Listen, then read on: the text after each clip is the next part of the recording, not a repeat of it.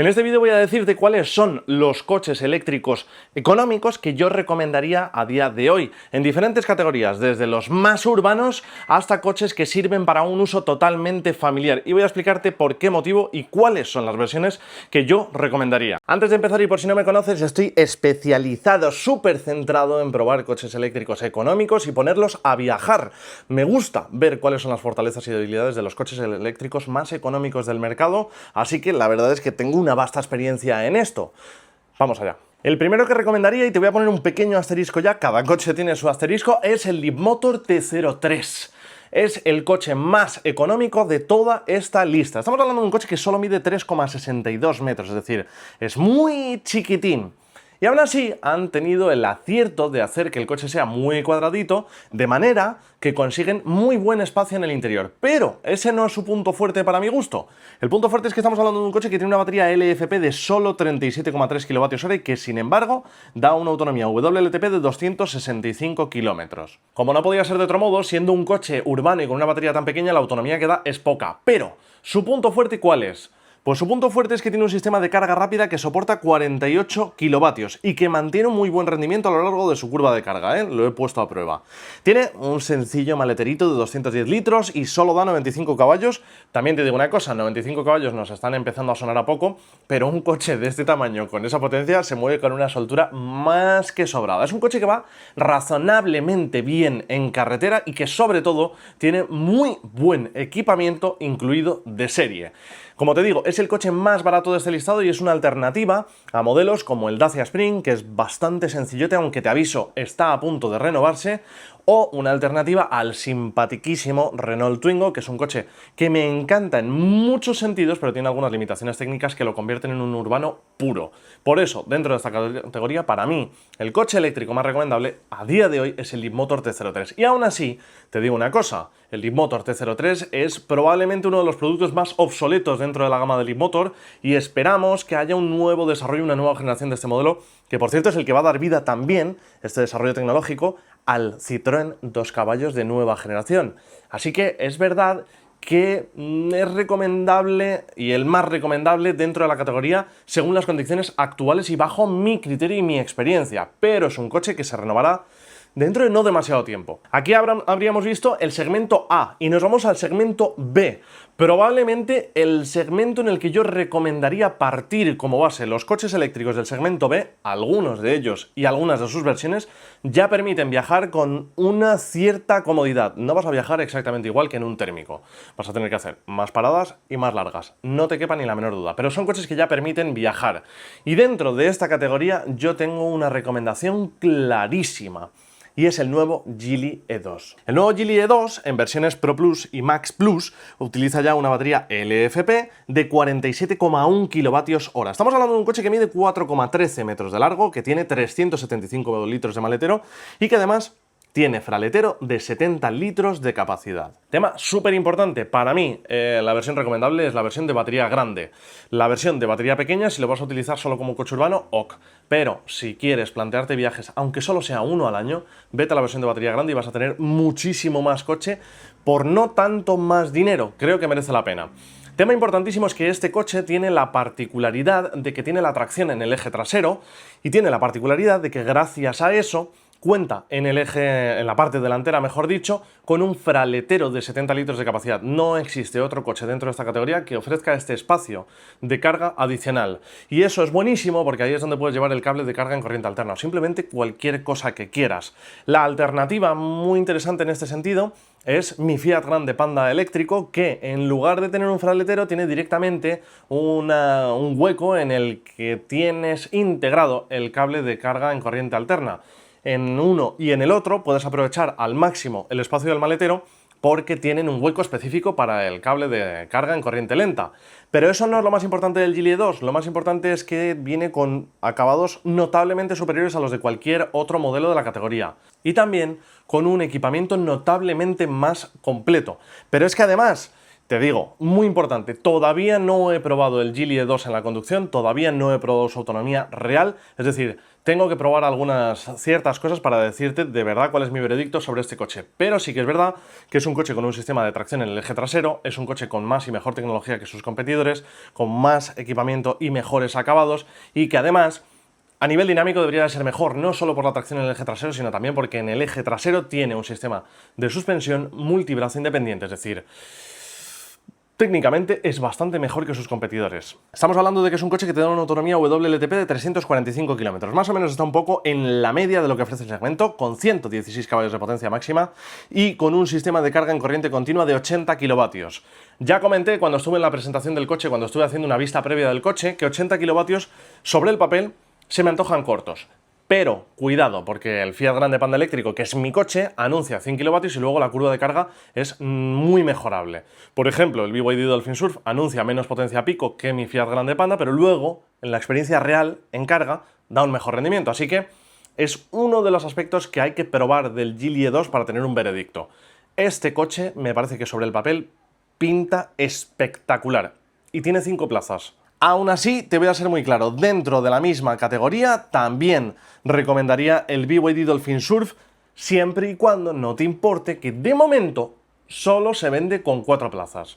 El BYD Dolphin Surf es más cortito, mide 3,99 m, tiene 308 litros de maletero y eso sí, tiene 156 caballos de potencia máxima. Además utiliza una batería de 43,2 kWh, es una LFP y con ello consigue 316 km de autonomía WLTP. Carga a 85 kW de potencia máxima en corriente continua y la verdad es que el BYD Dolphin Surf también es una opción de compra súper recomendable.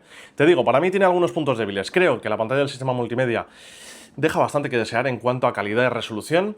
Creo que en el eje delantero debería tener unos neumáticos un poquito más anchos, porque con esos 156 caballos tiene mucha facilidad para perder tracción en el eje delantero. Y creo también que es una guarrería, por qué no decirlo así, que tenga aire acondicionado y no climatizador y que además en la parte trasera, en los asientos traseros, no tenga altavoces, solo tiene altavoces en las puertas delanteras. Tiene algunas cositas un poquito mejorables. Dentro de la misma categoría tengo otra recomendación para ti y es el Citroën EC3. El Citroën EC3, por si no lo sabes, es a nivel técnico exactamente el mismo coche que mi Fiat Grande Panda. Yo me fui a por el Fiat Grande Panda porque me gustaba más el diseño exterior, porque el interior era más cuco, más equipado, más cuidado, pero a nivel técnico es exactamente el mismo coche. Y sí, me parece una opción de compra recomendable, entre otras cosas porque tiene 5 plazas, pero no es el único motivo. El Citroën EC3 mide 4,01 metros, tiene 310 litros de capacidad de maletero, tiene 113 caballos de potencia máxima y ofrece 311 kilómetros de autonomía WLTP con una batería LFP de 44 kWh. Carga máximo a 100 kW en corriente continua, aunque ya te digo, la realidad es que la curva de carga de este coche, el Citroën C3 y del Fiat Grande Panda eléctrico, es bastante mejorable. Carencia súper importante. Estos coches, el Fiat Grande Panda eléctrico y el Citroën C3, no permiten mantener el aire acondicionado en el habitáculo mientras estás haciendo una carga en corriente continua, es decir, mientras estás haciendo una carga rápida. Es una carencia importantísima y condiciona mucho los viajes. Simplemente tenlo en cuenta y ya sabes lo que hay. Y vamos a ser realistas. Aquí, con esta recomendación que te voy a dar, nos salimos por completo del concepto de coche barato de una manera que yo pueda defender, que pueda discutir. No es barato en absoluto, pero sí que es verdad que creo que tiene su precio bastante justificado. Dentro de esta categoría de los de segmento B es el más caro con amplia diferencia, pero también es el que más ofrece con una amplia diferencia a nivel de prestaciones. Luego, a nivel de habitabilidad, etcétera, es muy discutible, pero el Renault 5 me parece la hostia. El Renault 5 mide 3,92 metros, tiene unas plazas traseras bastante chiquititas, y el maletero es de solo 277 litros de capacidad. Su potencia máxima es de 150 caballos y da una autonomía WLTP de 430 kilómetros con una batería NCM de 52 kWh de capacidad. Por cierto, llega hasta los 100 kilovatios de carga en corriente continua. El Renault 5 tiene un comportamiento dinámico extraordinario. Un software inmejorable con un planificador de rutas que es simplemente perfecto. Y además es un coche con muy buenos acabados, muy buen equipamiento, un diseño extraordinario y en definitiva es un producto que me parece que es redondo. Te digo una cosa, si quieres el barato, han mejorado la versión de acceso. Ahora tiene una batería LFP, da un rendimiento correcto en cuanto a autonomía, etcétera, pero está más bien pensado para uso urbano y sobre todo lo han mejorado porque ahora esa versión tiene carga en corriente continua a 80 kilovatios, lo que hace que el coche sea mucho más capaz fuera de la ciudad. La versión que yo recomendaría es la de batería grande, pero si lo que estás buscando es un coche barato, pues probablemente el que te interese sea el de batería pequeña. También tengo que ponerlo a prueba.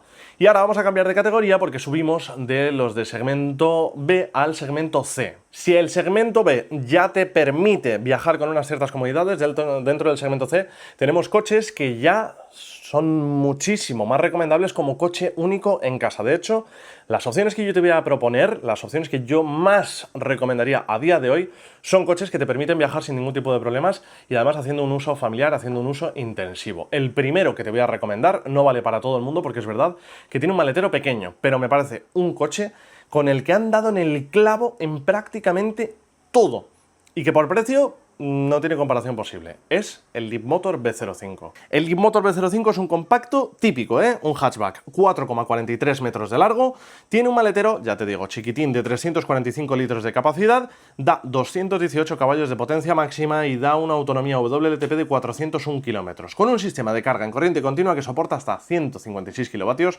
y utilizando una batería LFP de 56,2 kilovatios hora. Este coche, el Leapmotor B05, viene con muy buen equipamiento, unas calidades aparentemente sencillas, pero la verdad es que tiene una buena calidad de construcción. Es verdad que es un coche con un clarísimo enfoque en el ahorro de costes, pero no es algo que condicione tu experiencia de uso. De hecho, a nivel de hardware y software, es de las mejores opciones que te puedes plantear. También tiene la tracción en el eje trasero y no tiene nada que ver con la inmensa mayoría de los coches chinos, porque este coche ha sido puesto a punto por Stellantis con un ajuste de suspensión, de dirección, etcétera, específico para Europa. Yo lo he estado probando y la verdad es que el coche va de maravilla.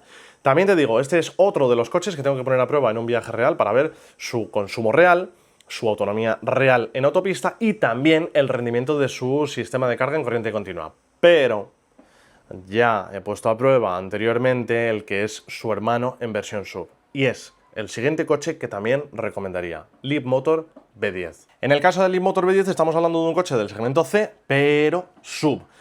Este es el que más demanda tiene a día de hoy con una amplia diferencia.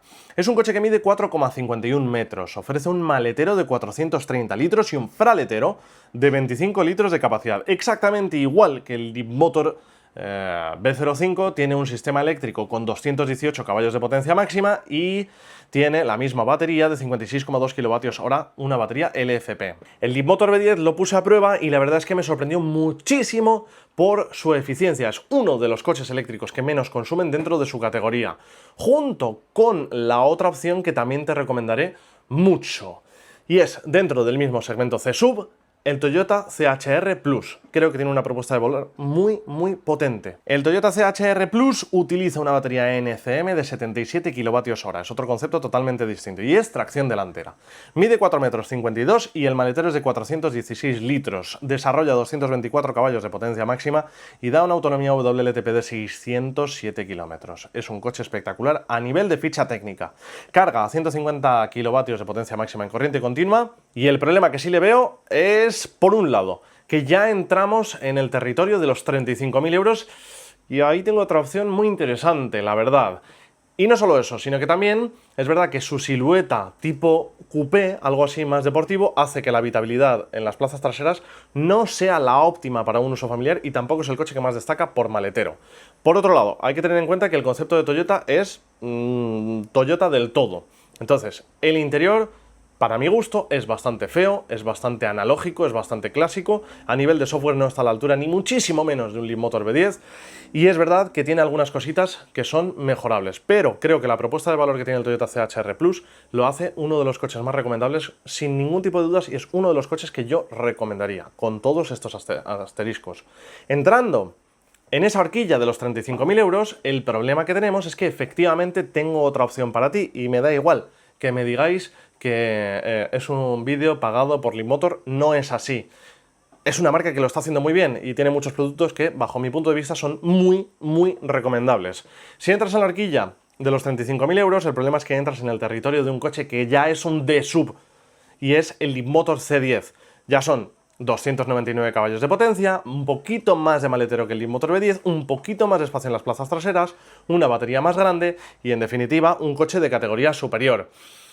Son 35.000 euros por el Toyota CHR Plus o 35.000 euros por un Leapmotor C10, que es más grande y que tiene unas mayores prestaciones en general. Yo lo dejo a tu decisión. Sinceramente, yo me gastaría 5.000 euros menos que lo que cuesta el C10 y me quedaría con el B10 porque creo que lo que ganas en el C10 no es lo suficiente como para justificar esos 5.000 euros de sobrecoste. Pero ahí está ese coche como opción recomendable. Bien, vistos todos estos coches, te seré súper claro y súper franco. Son recomendaciones extremadamente personales en función de mis gustos, mis preferencias, mis prioridades y mi experiencia de uso con todos ellos. Hay muchísimos más coches eléctricos que son recomendables en todas y cada una de las categorías que he recorrido a lo largo de este vídeo, pero sí que es verdad que estos son probablemente algunos de los coches eléctricos que más marcado me han dejado en los últimos meses. Lo cual no quita, por cierto, para que dentro de una semana, dentro de 2 semanas o dentro de 3 meses salga una nueva opción al mercado y me parezca también recomendable o incluso más recomendable. Es decir, este vídeo no es una recomendación objetiva, técnica, etcétera, sino más bien una conversación con vosotros de dentro de que yo pruebo coches eléctricos todos los puñeteros días, pues os cuento cuáles son algunas de las opciones que me parecen más recomendables, sobre todo atendiendo a una relación entre precio y lo que ofrecen, ¿no? Ya sea prestación, calidad, equipamiento, etcétera, pero sobre todo atendiendo al precio. En fin. Os recuerdo que más del 70% de la gente que ve estos vídeos no está suscrita, así que os animo a que os suscribáis, porque así tenemos oportunidades de hacer mejor contenido y de estar en sitios donde, desgraciadamente, no todo el mundo puede estar. Así que, ya sabéis, pues suscribíos y muchísimas gracias a los que ya estáis suscritos y dais apoyo. Si te ha gustado este vídeo, pues dale un like y nos vemos a la próxima.